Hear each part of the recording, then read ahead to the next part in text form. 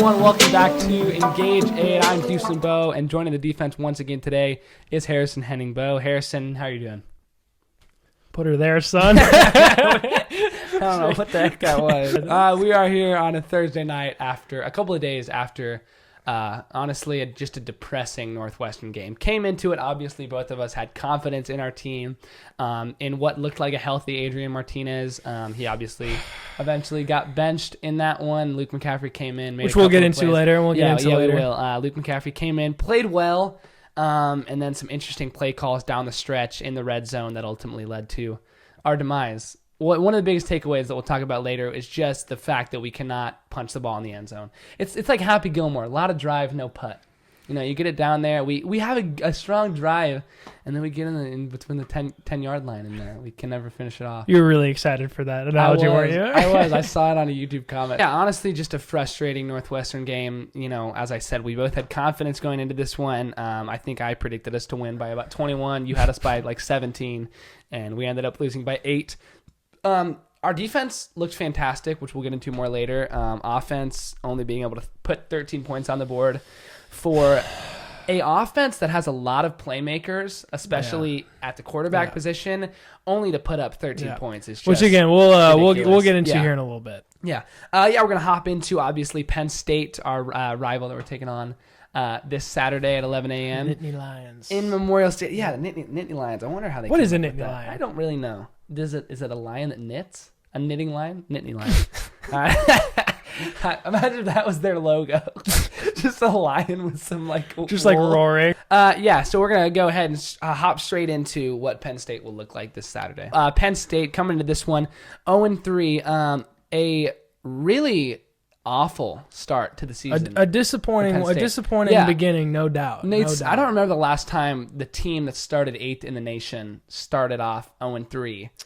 2003. That's false. Somebody fact check that. A couple tough losses. The first loss in week 1 to Indiana on that stretch to the pylon. Not the forward pass. Not the forward pass. I don't know what I was talking about.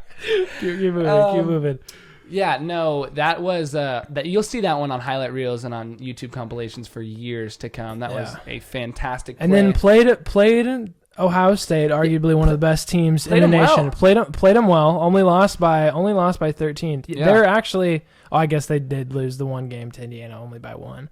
But then they came around and lost by 16 to Maryland the next week. Yeah, and Maryland's an interesting team because Maryland got blown out 43-3 against Northwestern week 1, and now Talia Tagovailoa, obviously the younger son, the younger brother, I should say, of Tua Tagovailoa. That'd be some interesting. That would be yeah.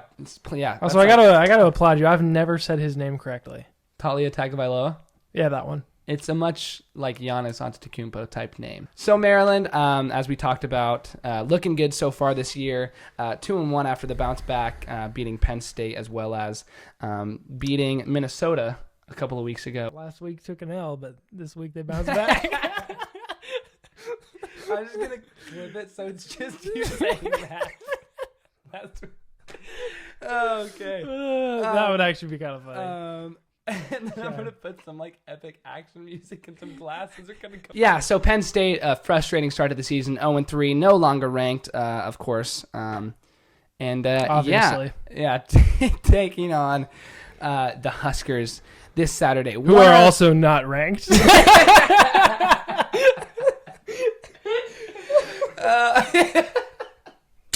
One of the biggest storylines so far this year is Sean Clifford, the starting quarterback of the Nittany Lions. Sean Clifford He's averaging about a 120 passer rating, which seems good. Thrown 9 touchdowns, 6 picks so far throughout the year, but most of the people around college football would consider that to be a frustrating and disappointing season so far for Sean Clifford.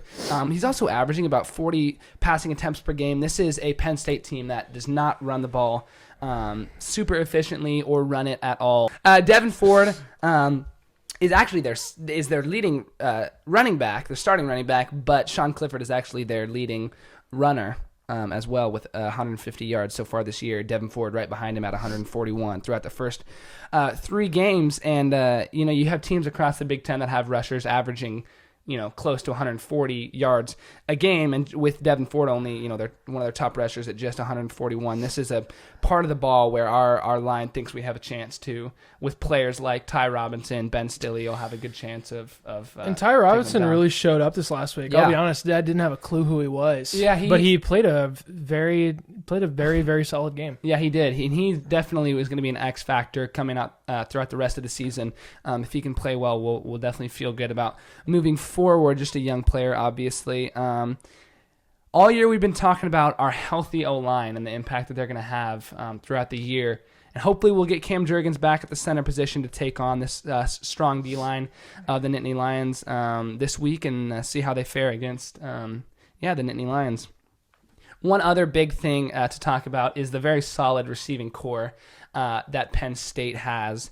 Jahan Dotson will probably end up being on the big offensive team this year. Already has 5 touchdowns, and he's the one guy that we've seen Sean Clifford really connect with throughout the season. Well, for the most part, they haven't struggled to score. Mm-hmm. I mean, they're averaging, I don't know if you said what their averages are. It's about 28 points, I believe. Yeah, and they've put up over, if you take away the one game where I think they scored less than 20, they've put 19. Up 30, I think close to 30, if not more, pretty much every single game. So they haven't had a whole lot of trouble getting the ball in the end zone, especially, again, like we said, against an Ohio State team that is one of the best teams in the country. They have not struggled to score. They've just done it a little inefficiently. And that's the thing, is they don't have a whole lot of offensive playmakers other than guys like Ford and Jahan Dotson, who, as we talked about, will probably end up grabbing some awards by the end of the season. Dotson's a guy that really has connected so far well with Sean Clifford, and he's the one guy that we've seen them really mesh. Obviously has 5 of the 9 receiving touchdowns that this team does have so far. And Dotson's averaging about 17 yards per catch. Yeah, so that is insane. He's been a big playmaker already for Penn State. And like we said, on a team that has not struggled to score but is struggling to win, he's been a bright spot for them for sure. When comparing Penn State's offensive attack and their passing game in general, it really could not be any more different than what Nebraska has done. You've seen a lot of short throws to people like Austin Allen, Jack Stoll, even Wandale a couple of times with Adrian and Luke making those short throws. And then you look at players like Jahan Dotson catching long 50, 60-yard balls from Sean Clifford. Moving forward from that, let's take a quick look into Penn State's defense. Not too many playmakers when you look at this defense. This is another game that Nebraska feels like they can dominate on the offensive line. Not too many players that are going to make, only a couple of sacks so far overall for this Penn State team. One guy I want to talk about just a second is Ellis Brooks. He's the one guy you look at and say, okay, this is a guy we've got to watch out for. Penn State's leading tackler through 3 games, 23 tackles, as well as a forced fumble he had in week 2. They really don't have a whole lot of defensive playmakers. Other than Ellis, is there any guys that you really think have a chance at making an impact against this Huskers team? Not really, man. I mean, you kind of said it all. Ellis is the one guy that we really got to account for. And other than that, when looking at the points that they've given up, the yards that they've given up, it shows signs of them struggling on defense and struggling to stop opponents. Yeah. Now, granted, we are not going to be their most. They shouldn't. We're going to test them this week. Yeah, we'll see. Compared to Ellis, there really is nobody else on that team that you really have to be concerned about. And you look at the team as a whole, and they're giving up a lot of yards, a lot of points. Mm-hmm. It's they've really had to rely on their offense to score and score and score, which, as we can see, is not is not the case. Their defense has struggled to stop teams. I think opposing teams have put up maybe 35, 36, and 38, I think is the correct numbers going back to week 1. Yeah. So other than Ellis, who has been a strong point, they struggle to stop teams. And here's the thing about this Nebraska team as a whole. Every time you match up this Nebraska team against any team, really, it happened last week against Northwestern. It's happening now against Penn State. You look at this Penn State team and think, okay, their strong point is their offense. Their defense hasn't had a whole lot of success, only 2 forced turnovers so far this year. And then you look at this Nebraska team, this defense is our strong point. Our offense hasn't made too many plays. So you think it could be tight, but our defense could force some turnovers and we'd be able to score. But Nebraska really can't score in the red zone, and Penn State doesn't do a great job defending. So it's just a pickle to think about overall because it's a pickle. I mean, really, it's a pickle. This year has been so weird because Nebraska consistently continues not only to disappoint, but to confuse. And right now we're going to talk about the Nebraska offense. We're going to go into the quarterback situation right now. Another pickle. I mean, who's our starter at this point? Who's our starter at this point? Adrian had a decent week 1, but Luke had that 47-yard run that led to the touchdown in our first possession against Ohio State. Made a couple of good plays last week. Obviously, the one interception that wasn't entirely his fault. So who are you going with week 3? Well, I think if you look back to week 1, I know you talked about about Luke, having a couple big runs. But at this point, if you look to week 2, Scott Frost is not looking at Luke as a running back. Yeah. That because I don't think he took a single snap Yeah. at tailback. And that's the thing is after the game, Scott Frost continued, and just to be clear, like I think Scott Frost is the guy for the future. I'm happy we brought him in. He's got the chance to take this team back to glory.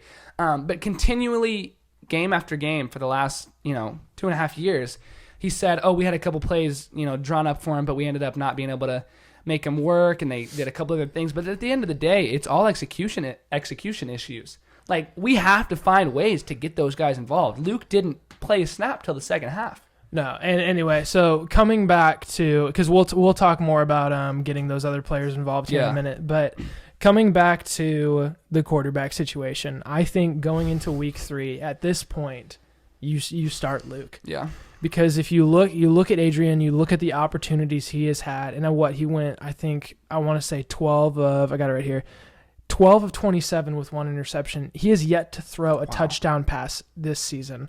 Only 2 games, but still. Yeah, still. And we've had plenty of opportunities. Oh, absolutely. Part 125 yards. But still, 125 yards, 12 of 17, and an interception. Yeah. It's not pretty. Something you got to be hopeful. Obviously, we got more players like Fleming and Omar Manning involved a little bit last week. Did we really, though? Fleming I think he had 2 catches, and then Omar Manning didn't catch a ball, but at least we're seeing him in the games. He was so excited to get in the game. Obviously, we said we had some schemes drawn up for him.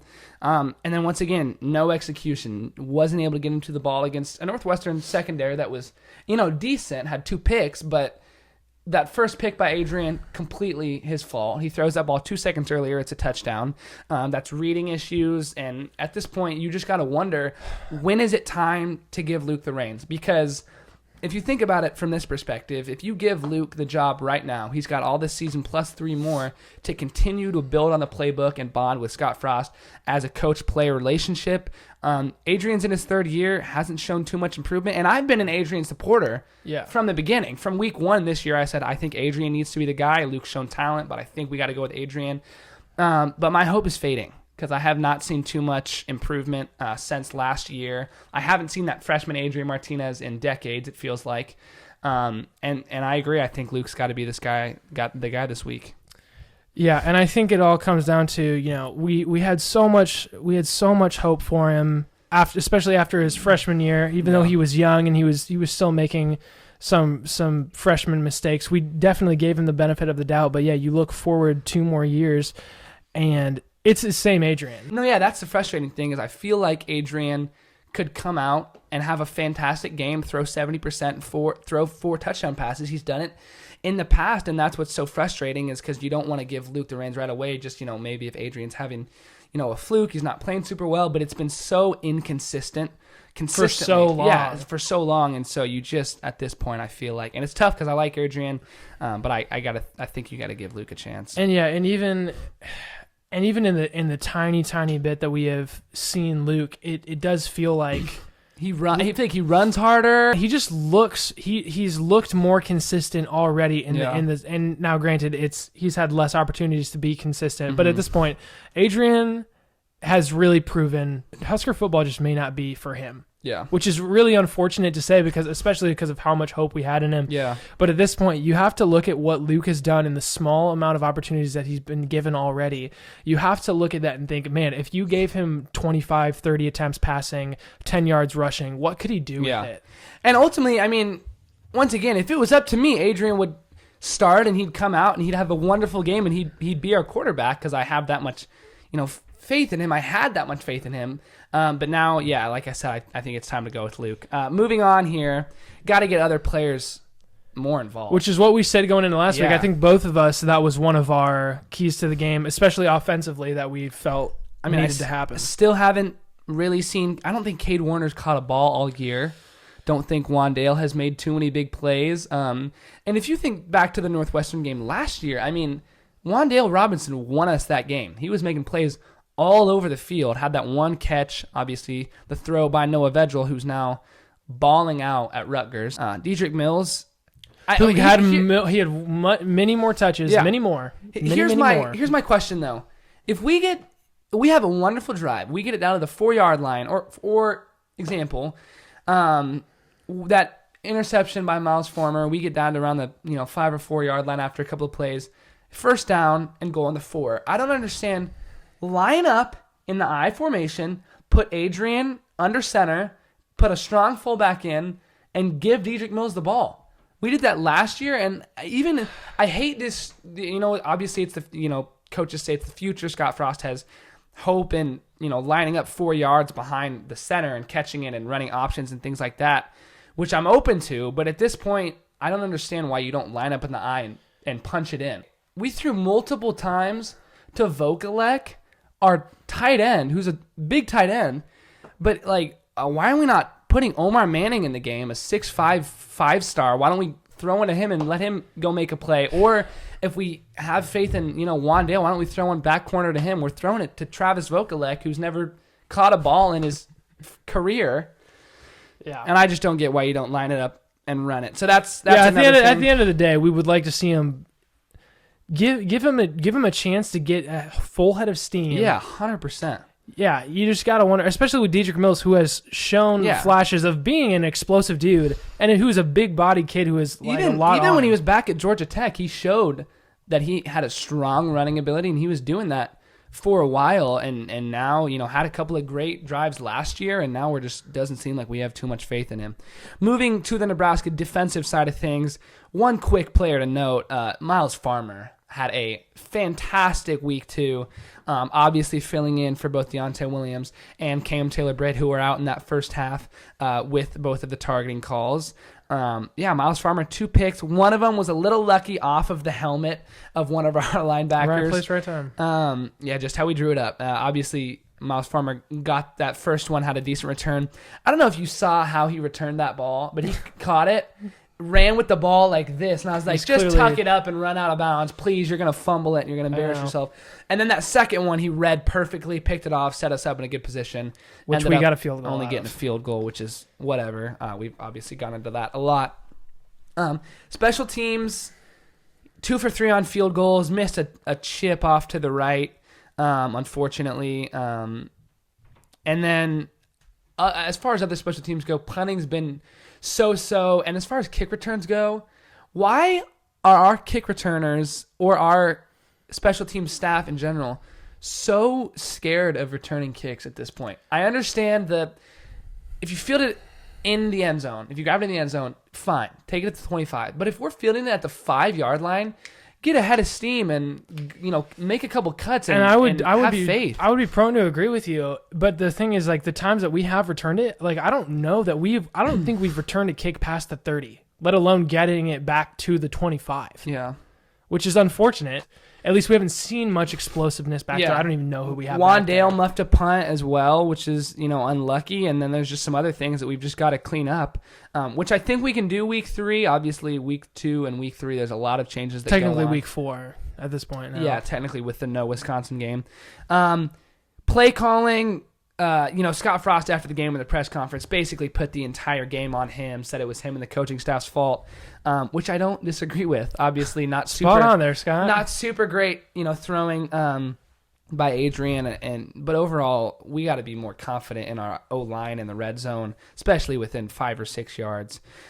Play calling was honestly horrendous. It was a sloppy game. I mean, we didn't score in the second half. Yeah. How depressing is that? 9 penalties. Again, which is also false start after false killed us. Also, false starts by I think maybe like 6 different people. You had a new center in because Cam Jurgens was out. Week 2, and so you're thinking, okay, maybe if those guys make a couple of mistakes, but we had guys all over. I think we had a wide receiver false start at one point. I don't know if it was Dedrick Mills, but we had a running back I know do it once. Yeah, and so a couple more about the just offensive line. Things we got to clean up, which I'm confident Scott will be able to do. 2 turnovers. So first off, the one by Adrian, basically into at least double, if I'm remembering, maybe triple. Even on the broadcast, they were saying that if he threw it a little earlier, and that's just reading issues, obviously tried to fit it in, force it in a couple times there. Another time when we were driving down the field and looking pretty good, and then just... Yeah, and it seems like there's people tweeting all over the place. Seems like I'm watching the same game over and over again because we have a solid drive and then can't finish it out or make a stupid mistake like that.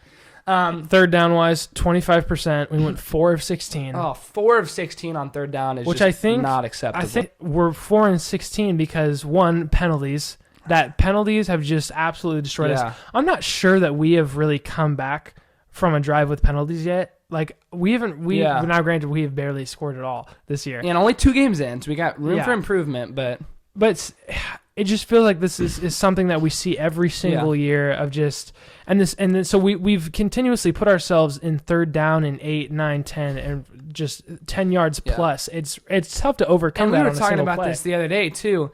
If it's 3rd and 14 or 15, why are we throwing a 4-yard out route to the sideline? And I'm just saying, or running it doesn't help us at all to get 4 or 5 yards on a third down. We're gonna have to punt it regardless. Let's have a little faith in your receivers to go across the middle and make a play. Especially when we're kind of in no man's land, where a couple yards is only going to make it more of like a 55 to 6-yard field goal, and if anything, we're making it a 5-yard easier punt. Yeah.